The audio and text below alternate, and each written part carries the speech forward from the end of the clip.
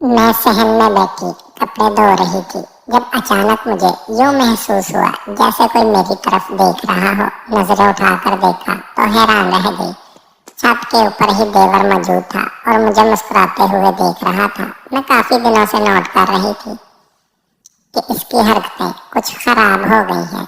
मैं अब वो पहले की तरह मेरी इज्जत नहीं करता और ना ही पहले की तरह मुझसे नजर झुकाकर बात करता, बल्कि अब वो जब भी मुझसे बात करता तो उसकी बातों के कई मतलब निकलते थे। मैं ना चाहते हुए भी उसकी बातों को नजरअंदाज कर देती, क्योंकि वो मेरे ससुराल में सब लोगों का बहुत लाडला था। चूंकि वो घर का सबसे छोटा बेटा था, इसलिए सब लोग ही उसके लाड उठाते थे। यहाँ तक कि सास उसके खिलाफ किसी को कोई बात ही नहीं करने देती थी। मेरा शौहर भी इससे बहुत मोहब्बत करता था और मुझे भी हिदायत करता कि उसका ख्याल रखा करो। अभी भी मैंने उसे मुकम्मल तौर पर नजरअंदाज कर दिया। थोड़ी देर बाद वो नीचे चला आया और मेरे करीब ही बैठ गया। उस वक्त मैं दुपट्टे से बिल्कुल बेनियाज थी। उसके एकदम से करीब बैठ जाने पर मैं परेशान हो गई। मैंने तेजी से अपना दुपट्टा सीधा किया तो वो मुस्कुराते हुए कहने लगा, मुझसे अपने आप को छुपाने की जरूरत नहीं है, मैं कौन सा कोई पराया हूँ। उसकी बात सुनकर मैंने इंतहाई गुस्से से उसकी तरफ देखा। मैंने उसे कहा कि मेरे शौहर के अलावा हर मर्द ही मेरे ऊपर हराम है। मेरी ये बात सुनकर वो खिलखिलाकर हंसने लगा और कहने लगा, आपसे पहले भी मैंने बहुत सारी ऐसी औरतें देखी हैं जो अपने शौहर को ही अपनी कुल दुनिया समझती हैं, लेकिन वो सिर्फ मेरे एक मुरब्बे की ही मार है। इसके बाद वो सब कुछ भूल जाती हैं। इन्हें मेरे अलावा कोई भी नजर नहीं आता। देवर की बात सुनकर मैंने समझी कि उसकी तरफ देखा और उससे पूछने लगी कि तुम किस बारे में बात कर रहे हो। मेरी बात सुनकर वो पुरअसरार अंदाज में मुस्कुराने लगा और मुझे कहने लगा, आपको अभी नहीं बल्कि कुछ दिनों के बाद इसके बारे में तफसील से बताऊंगा। सिर्फ बताऊंगा ही नहीं बल्कि आप सबको खिलाऊंगा भी, ताकि आपको भी जिंदगी का असल मजा मिले। ये कहकर वो कमीनगी से हंसा और वहां से चला गया। उसे हंसता लेकर मुझे बहुत गुस्सा आया था। मैं उसे अच्छी खासी बातें सुनाना चाहती थी, लेकिन अपनी नंद की वजह से खामोश हो गई। मेरी नंद मेरी तरफ ही आ रही थी। उसे देखकर मैंने एक गहरी सांस ली। उस औरत से मेरी बिल्कुल भी नहीं बनती थी। वो मेरे करीब आकर बैठी और मुझे कहने लगी, गजब हो गया। मैंने उसे कह दिया, क्या हो गया? और फिर उसने मुझे जो बात बताई, वो बात सुनकर मुझे लगा कि सातों आसमान मेरे सर पर आकर गिर गए हों। दरअसल मेरे शौहर की तबीयत आज ऑफिस में अचानक ही खराब हो गई थी। मेरा शौहर और मेरा नंदोई एक ही ऑफिस में काम करते थे। जब वो उसे अस्पताल लेकर गया तो मालूम हुआ कि मेरे शौहर को कैंसर है और कैंसर की दूसरी स्टेज है। मैंने कपड़े वहीं पर छोड़े और होते हुए अपनी नंद की तरफ बढ़ गई और उसकी मिन्नतें करते हुए कहने लगी कि मुझे मेरे शौहर के पास ले जाओ। उसने मुझे तसल्ली दी और कहा, फिक्र करने की कोई जरूरत नहीं, अभी सब कुछ कंट्रोल हो सकता है, लेकिन तुम्हें अपने शौहर का बहुत ख्याल रखना होगा। मैंने उसकी बात सुनकर तेजी से हाँ में सर हिलाया। मेरी आंखों से आंसू बह रहे थे और मेरा दिल बहुत बुरी तरह से धड़क रहा था। उस दौरान मेरे जहन में अपने देवर का भी चेहरा घूम रहा था। अगर मेरे शौहर को कुछ हो जाता तो मेरा देवर मुझे नोच डालता और मैं ऐसा हरगिज भी होने नहीं दे सकती थी। थोड़ी ही देर बाद जब मैं घर से बाहर निकल रही थी तो अचानक ही मेरे देवर से मैं टकरा गई। वो भी इस वक्त घर के अंदर ही दाखिल हो रहा था। मुझे देखकर वो मुस्कुराने लगा। मैंने एक नजर अपनी नंद पर डाली जो मुझसे काफी दूर निकल गई थी। देवर ने मेरे कानों में सरगोशी की और कहा, मुझे जिस लम्हे का इंतजार था वो लम्हा आ गया। यानी अब आप बिल्कुल अकेली हो गई हो, यानी आप बहुत जल्द ही मेरी कुर्बत में आने वाली हो। इसके बाद सुनकर मैं इन्हें बेसाख्ता इसके चेहरे पर थूका। अचानक ही मेरे देवर का चेहरा गुस्से से लाल हो गया। जल्दी ही मुझे अपनी गलती का एहसास हो गया। इससे पहले कि मैं इसकी साइड से होकर निकलती, उसने जोर से मेरी बाजू पकड़ी और मुझे दीवार से लगाते हुए कहने लगा, आज से मैं इस चीज का बदला सूद समेत लूंगा। यह कहकर वो तेजी से कमरे के अंदर चला गया, जबकि मैं वहीं खड़े गहरे गहरे सांस लेने लगी। मैं नहीं जानती थी कि मेरे देवर को एकदम से क्या हो गया। पहले ये ऐसा बिल्कुल भी नहीं था। एक दिन मैंने उसे अपने कागज की तस्वीर दिखाई, जिसके बाद उसकी नीयत ही बदल गई थी। हालांकि वो 5 साल पहले की बात थी। अब मैं वैसे भी बिल्कुल भी नहीं रही थी। अब तो बहुत कुछ तब्दील हो गया था, लेकिन यूं जैसे वो 5 साल पहले की तस्वीर पर अटक गया है। मुझे शिद्दत से अपनी गलती का एहसास हो रहा था। मुझे ऐसी तस्वीर नहीं दिखानी चाहिए थी। इस तस्वीर को दिखाकर मैंने अपने ऊपर बहुत बड़ा जुल्म कर दिया था। जैसे ही मैं अस्पताल पहुंची, अपने शौहर की हालत देखकर मेरा दिल बहुत बुरी तरह से दुखा। एक ही दिन में वो बहुत ज्यादा कमजोर नजर आने लगा था। मुझे देखकर वो मुस्कुराने लगा और मुझे तसल्ली देते हुए कहने लगा कि तुम्हें रोने की हरगिज भी जरूरत नहीं है, फिक्र मत करो, मैं तुम्हारी जान नहीं छोड़ने वाला। इसकी बात सुनकर मैं तेजी से उसको गले से लग गई और उससे कहने लगी, जल्दी से ठीक होकर घर वापस आ जाओ, क्योंकि ये 6 महीने से पहले घर वापस नहीं आ सकता। इससे पहले कि मैं अपनी बात मुकम्मल करते, अचानक ही मेरी नंद वहां पर आ गई और उसकी ये बात सुनकर मुझे लगा कि मेरे कदमों के नीचे से जमीन ही निकल गई हो। मैं 6 महीने अपने शौहर के बगैर नहीं गुजार सकती थी। ये बात मेरे लिए नामुमकिन थी। मैंने मेरी बेचैनी से अपने शौहर की तरफ देखा तो वो मुझसे नजरें चुराने लगा, जिससे मुझे अंदाजा हो गया था कि मेरी नंद ने जो कुछ भी कहा वो बिल्कुल सच है। अभी मेरी शादी को सिर्फ 3 महीने ही गुजरे थे और 3 महीनों के बाद ही इतनी बड़ी आफत आ गई थी। ये बुरी खबर सुनाकर मेरी नंद वहां से चली गई, जबकि मैं अपने शौहर से मुखातब हुई और उससे शिकवा करते हुए कहने लगी, मैं तुम्हारे बगैर 6 महीने कैसे गुजारूंगी। उसने मेरा हाथ पकड़ा और मुझे तसल्ली देते हुए कहने लगा, तुमने सब्र और शुक्र के साथ ये महीने गुजारने हैं, क्योंकि अगर तुम चाहती हो कि मैं मुकम्मल तौर पर ठीक हो जाऊं तो मुझे अपने इलाज तो करवाना ही पड़ेगा। अचानक ही मेरे जहन में एक तरकीब आई। मैंने उससे कहा, मैं अपनी माँ के घर जा सकती हूँ। मेरी बात सुनकर उसने तेजी से नफी में सर हिलाया और कहा कि ऐसा मुमकिन नहीं हो सकता। दरअसल थोड़ी देर पहले ही मुझे अम्मा की कॉल आई थी। तब अम्मा को मैंने यही तजवीज़ दी थी, क्योंकि मैं जानता था कि मेरे बगैर तुम्हारा वहाँ पर गुजारा करना मुश्किल हो जाएगा।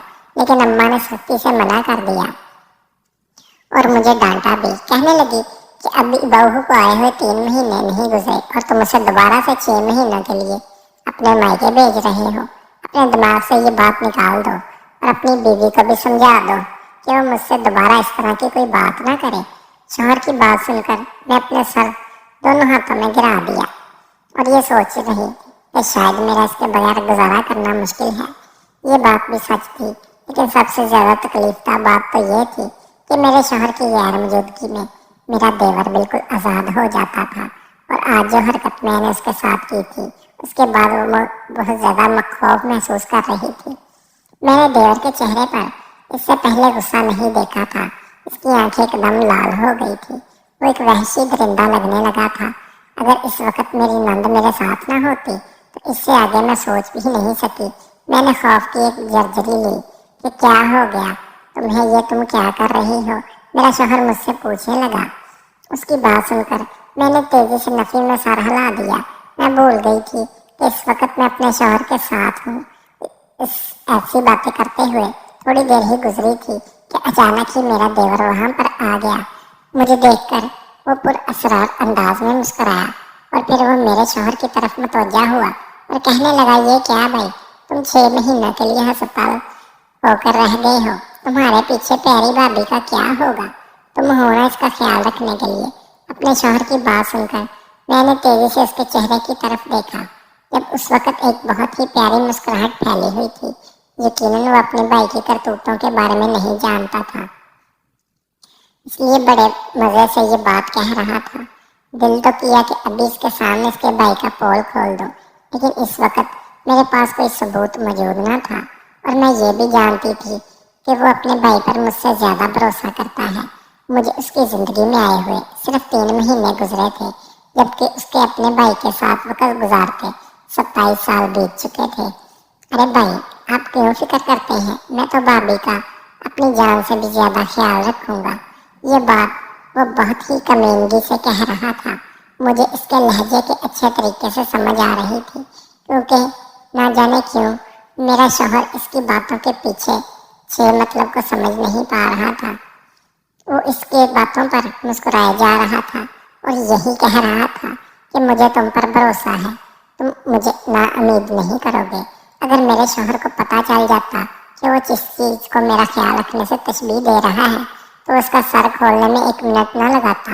मगर मसला यही था कि मैं अपने शौहर को कैसे बताऊं, ये तुम्हारा भाई 1 नंबर का कमीना इंसान है और ये मेरे पीछे पड़ा हुआ है। मैं वहां से उठकर जाने ही लगी थी कि मेरे शौहर ने मेरा हाथ पकड़ लिया और मुझे कहने लगा, मेरे पास ही बैठी रहो जब तक मुझे नींद नहीं आती। मैं खामोशी से उसके करीब ही बैठ गई। मेरे शौहर ने आंखें मूंद ली। मैंने एक नजर उठाकर अपने देवर की तरफ देखा जो अभी भी मुस्कुराते हुए चेहरे से मुझे ही देखे जा रहा था। और फिर उसने एक बहुत ही अजीब गरीब इशारा किया जिससे मुझे मतलब काफी देर के बाद समझ आया। मेरा दिल किया कि जमीन फटे और मैं इसमें समा जाऊं। इस कदर शर्मिंदगी का एहसास मुझे आज से पहले कभी नहीं हुआ था। ज्यादा देर तक मैं वहां नहीं बैठ सकी और अपनी तेजी से वहां से निकल गई। मैं गैलरी में खड़े गहरे गहरे सांस ले रही थी कि अचानक ही अपने पीछे किसी की मौजूदगी का एहसास हुआ। पलट कर देखा तो वहां मेरा देवर मौजूद था। वो मेरे करीब आया और कहने लगा, क्या ख्याल है आज रात का प्रोग्राम बनाऊं या फिर कल दिन का, क्योंकि आज तो तुम्हारा शौहर घर पर नहीं होगा और कल के दिन तुम्हारे साथ नहीं होगी।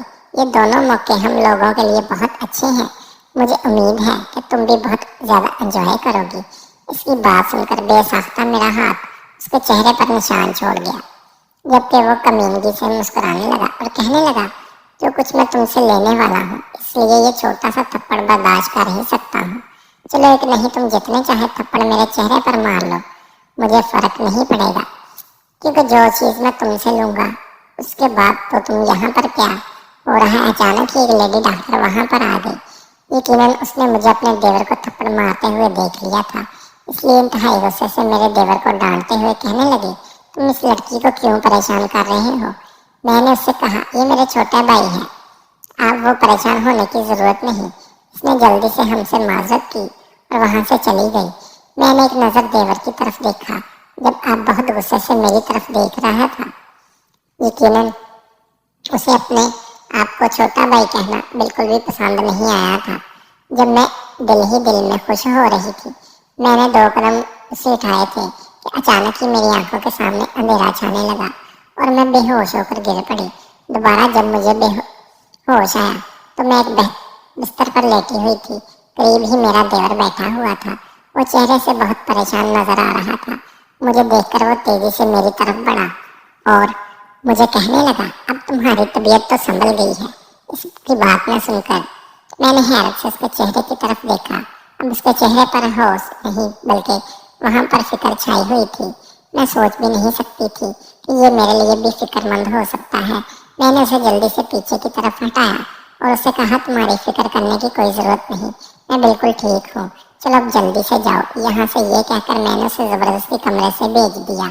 वो भी खामोशी से वहां से चला गया और उसकी इस कदर खामोशी से जाने पर मैं खुद हैरान रह गई, मगर अपनी हैरानगी उसके सामने जाहिर नहीं कर रही थी। थोड़ी ही देर बाद डॉक्टर कमरे के अंदर दाखिल हुई। मैंने डॉक्टर को पूछा मुझे क्या हुआ था। इससे पहले कि डॉक्टर मुझे कोई जवाब देती, मेरा देवर दोबारा इस कमरे में आ गया और डॉक्टर को दूसरी बातों में लगा लिया। उसके बाद वो डॉक्टर को अपने साथ बाहर ले गया। मुझे शिद्दत से कुछ गलत होने का एहसास हो रहा था। मेरा दिल बुरी तरह से घबरा रहा था। मुझे लग रहा था कि शायद मेरे साथ कुछ बुरा हो गया। तीसरी बार नर्स कमरे के अंदर दाखिल हुई। मैंने नर्स से पूछा तो उसने मुझे तसल्ली दी और कहा, फिक्रमंद होने की जरूरत नहीं, अब आपका बीपी लो होने की वजह से आप बेहोश हो गई थी। इसकी बात सुनकर मुझे काफी ज्यादा तसल्ली मिल गई। थोड़ी देर बाद मैं वहीं पर लेटी रही। फिर जब बाहर निकली तो बाहर नंद मौजूद थी। मुझे लेकर वो घर की तरफ चल दी। रास्ते में अपने देवर के बारे में ही सोच रही थी। अचानक ही गाड़ी रुकी और वो गाड़ी के अंदर आकर बैठा। मैंने गहरी सांस ली क्योंकि मुझे अंदाजा हो गया था अब सारी जिंदगी मैंने इसे देखना है। अपने आप को इससे बचाना कैसे था, अभी मैंने इसके बारे में सोचना था। मगर घर जाकर सबसे पहले सास के कमरे में गई क्योंकि उसने मुझसे पूछगिछ करनी थी। जैसे ही सास के कमरे के अंदर दाखिल हुई, सास ने मुझे डांटना शुरू कर दिया कि मैं सोच भी नहीं सकती थी कि तुम इतनी लापरवाह हो चुकी हो। तुम्हारे शौहर की तबीयत इतनी ज्यादा खराब रहती थी लेकिन तुमने इसकी तरफ ध्यान भी नहीं दिया। तुम्हारी वजह से उसका कैंसर दूसरी स्टेज पर पहुंच गया। ये सब कुछ तुम्हारी वजह से ही हुआ। सास के मुंह से इस तरह की बातें सुनकर मेरा दिल खून के आंसू रोने लगा। मैं सोच भी नहीं सकती थी कि वो सारा इल्ज़ाम मुझ पर डाल सकती है। मैंने अपनी सफाई पेश करने की कोशिश की, लेकिन उसने मुझे डांट कर खामोश कर दिया।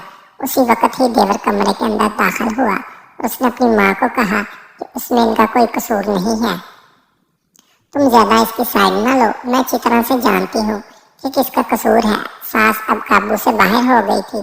मेरे देवर ने मुझे इशारा किया। मैं खामोशी से अपने कमरे की तरफ चल दी। कमरे में जाकर मैं बहुत ज्यादा रोई थी। मुझे अपनी बेबसी पर रोना आ रहा था और उसके साथ साथ अपने शौहर की हालत पर भी। और फिर एकदम ही मेरे देवर का रवैया बहुत अच्छा हो गया। मैं सोच भी नहीं सकती थी कि वो इंसान इतनी जल्दी तब्दील हो सकता है। ना जाने उसे उसके भाई की बीमारी की वजह से खौफ महसूस हो गया था या फिर किसी और वजह से। जो कुछ भी था, अब वो पहले की तरह नहीं दिखता था, बल्कि अब वो कुछ दोबारा से इज्जत से बात करता था। लेकिन मैं नहीं जानती थी कि ये सिर्फ और सिर्फ जाल है जिसके अंदर मैं फंसी अपनी जिंदगी को खतरे में डाल लूंगी। इन दिनों मेरी सास घर से बाहर रहने लगी थी। ना जाने वो कहाँ पर चली जाती और फिर रात को लौटकर वापस आती थी। मैं उनसे पूछने की कोशिश की, लेकिन उन्होंने मुझे इस बारे में बताना जरूरी नहीं समझा और मुझे यही कहा कि तुम अपने काम की तरफ ध्यान दो। मेरी नंद भी शादीशुदा थी। वो पहले बहुत कम मेरे घर में आती थी। अब जब से मेरा शौहर बीमार हुआ था, तब से उसने मेरे घर आना बिल्कुल बंद कर दिया था। अब वो सिर्फ अपने भाई से मिलने के लिए अस्पताल जाती थी। यूं महसूस होता जैसे उसे सिर्फ अपने भाई से ही मोहब्बत हो। जहाँ तक मेरे देवर का सवाल था, वो तो हर वक्त ही घर के अंदर ही मौजूद होता था। उसकी पढ़ाई भी अभी कुछ अर्से पहले ही मुकम्मल हुई थी और वो पंसार की दुकान संभाल रहा था।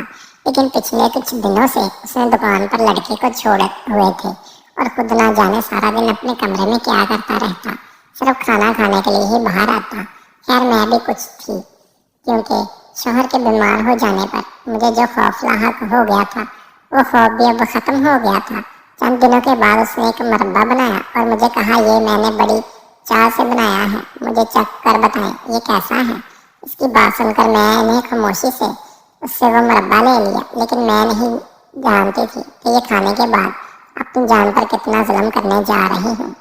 अभी वो खाए हुए मुझे थोड़ी ही देर गुजरी थी कि अचानक ही मेरी तबीयत खराब होने लगी। मुझे अजीब सी बेचैनी का एहसास होने लगा था। मेरा बस नहीं चल रहा था, मैं हर चीज को तहस नहस कर दूं। अब मैं काबू से बाहर होने लगी। सामने ही देवर खड़ा मुझे देखकर हबासत से मुस्कुरा रहा था।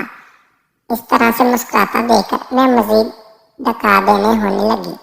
मेरा बस नहीं चला, मैं किस तरह से इससे हासिल कर लूं। मेरी तेजी से इसकी तरफ बढ़ती हुई, लेकिन इससे पहले कि मैं अपना आप इसके हवाले कर दिया, अचानक ही कमरे का दरवाजा खुला और मेरे साथ जल्दी से कमरे के अंदर दाखिल हुए। अपनी सास को इस वक्त कमरे के अंदर दाखिल होता देखकर मुझे गुस्सा आ गया। मेरा दिल कर रहा था कि वो यहाँ से कहीं गायब हो जाए। मैं दिल ही दिल में उसे गालियां देने लगी। मैं बहुत गुस्से से उसके चेहरे की तरफ देख रही थी और अपनी इस हालत में खुद ब खुद परेशान थी। मैं ये सब कुछ जानबूझकर नहीं कर रही थी, बल्कि यूं लग रहा था जैसे कोई मुझसे ये जबरदस्ती करवा रहा हो। मैंने अपनी सास को कहा कि आप अभी और इसी वक्त यहाँ से जाएं। मेरी बात सुनकर वो बेयकीनी से मेरे चेहरे की तरफ देखने लगी और दूसरी तरफ मेरा देवर भी परेशान हो गया था। उसे भी अंदाजा नहीं था कि इसकी माँ यूं पलट आएगी। उसने जोर से मेरा बाजू पकड़ा और मुझे कमरे के अंदर बंद कर दिया। मेरी बेचैनी खत्म होने का नाम ही नहीं ले रही थी। तकरीबन 1 घंटे तक मैं यूं ही बेचैन रही। 1 घंटे के बाद जब मेरा दिमाग खुद सोचने समझने के काबिल हुआ, तो मुझे अपने देवर पर बहुत गुस्सा आने लगा। मेरा बस नहीं चाह रहा था कि मैं उसे कत्ल कर दूं। मैं सोच भी नहीं सकती थी कि वो मुझे खाने में इस तरह की चीज़ मिला कर दे सकता है कि जिसकी वजह से मेरे हार्मोन काबू से बाहर हो जाए। शाम के वक्त मैं उसके पास गई और उससे 2 टोक बात करने का फैसला किया। मेरी बात सुनने से पहले ही वो खड़ा हुआ और मुझे कहने लगा, मैं तुमसे मोहब्बत करता हूँ। मैंने जिस दिन से तुम्हें पहली बार देखा था, उस दिन ही तुम्हारा दीवाना हो गया था। मैं चाहता था कि किसी तरह तुम्हें हासिल कर लो, लेकिन मुझे कोई सूरत समझ नहीं आ रही थी। जब तुम अपना आप मेरे हवाले करने के लिए तैयार नहीं हुई, तो मैंने ये दवाई बना ली, जिसके जरिए ना सिर्फ मैं तुम्हें अपने काबू में कर सकता था, बल्कि उसके साथ साथ तुम्हारे बच्चे। ये कहते कहते वो खामोश हो गया। मुझे शिद्दत से कुछ गलत होने का एहसास हुआ। मैंने कहा, मुझसे पूरी बात करो, और फिर उसके साथ ही मेरे जहन में अस्पताल का वाकया घूम गया। डॉक्टर मुझे कुछ बताना चाहती थी, लेकिन ये मुसलसल उसे रोक रहा था। इससे पहले कि मैं कमरे से बाहर निकलती, उसने मेरा बाजू पकड़ा और मुझे कहने लगा, मैं तुम्हें ये बच्चा इस दुनिया में नहीं लाने दूंगा। तुम सिर्फ और सिर्फ मेरी हो। अगर ये बच्चा इस दुनिया में आ गया तो फिर सब कुछ खत्म हो जाएगा। वो इस वक्त कोई पागल और वहशी इंसान लग रहा था। मैंने अपना आप उसको इस गिरफ्त से आज़ाद करवाया। मैंने एक अक्लमंदी का काम यह किया था कि उसी वक्त मैंने अपने मोबाइल पर रिकॉर्डिंग शुरू कर दी थी, जिस वक्त मैं अपने देवर से बात करने के लिए इसके कमरे में आई थी। और फिर जैसे ही मैंने उससे बात शुरू की, सारी बातें रिकॉर्ड हो गई। कम अज कम अब मेरे पास एक सबूत तो हो गया था जिसे मैं अपने शौहर को दिखा सकती थी। अब मेरा रुख अस्पताल की तरफ था। रात को इस वक्त मुझे घर से बाहर निकलता देखकर सास परेशान हो गई, मगर मुझे अब किसी की भी कोई परवाह नहीं थी। अस्पताल जाकर मैंने अपने शौहर को इस बारे में बताया तो उसके खून गुस्से से खौलने लगा। मैंने उसे कहा कि यह गुस्से से नहीं बल्कि होश से काम लेने का वक्त है। मैंने उन्हें इसे दो अंदाज में कह दिया, इस हालात में तुम्हारा घर नहीं रह सकती। और फिर अपने शौहर की इजाज़त से मैं अपने मायके वापस आ गई। मैं आज भी अपनी सास का शुक्रगुजार हूँ जो वो इस दिन चली गई थी। अगर वो इस दिन ना आती तो मेरे पास कुछ भी ना बचता। मैंने डॉक्टर से अपना चेकअप करवाया तो उसने मुझे बताया कि तुमने हैवी डोज ली थी। अगर तुम मजीद 2-3 डोज लेती तो तुम्हारे बच्चे की ज़िंदगी ख़त्म हो सकती थी। 6 महीने में अपनी अम्मी के घर रही, फिर उसके बाद अपने शौहर के साथ एक अलहदा घर में शिफ्ट हो गई।